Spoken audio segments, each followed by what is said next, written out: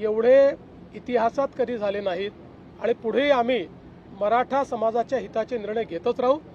फक्त हे निर्णय घेत असताना देशाचं संविधान, देशाचे हायकोर्ट आणि सुप्रीम कोर्ट यांनी दिलेले निर्देश याचं मात्र पालन करावं लागेल। त्या निर्देशांचा अवलंब न करता जर एखादा निर्णय घेतला तर त्यातनं केवळ प्रसिद्धी मिळेल, पण तो निर्णय टिकणार नाही। त्यामुळे संविधान आणि न्यायालयाचे निर्णय यांच्या कसोटीवर जे निर्णय आम्हाला घेता येतील त्याच्या कसोटीवर खरे ठरणारे जे निर्णय असतील ते सगळे निर्णय आम्ही घेऊ। जरांगेचं आंदोलन सुरू झालं की ओबीसी समाजामध्ये एक भीतीचं वातावरण असतं, तुम्ही त्यांना काय आश्वासन? मी असं स्पष्टपणे सांगतो, एका समाजाचं काढून दुसऱ्या समाजाला द्यायचं अशा प्रकारचं या सरकारने कधीही केलं नाही, आम्ही करणार नाही।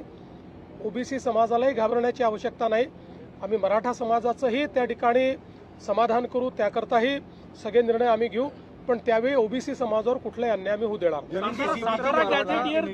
जीआर काढण्याची मागणी त्यांनी केलेली आहे। नाही, त्या संदर्भात आता चर्चा चाललेली आहे, एवढ्या डिटेलमध्ये मी बोलणार नाही।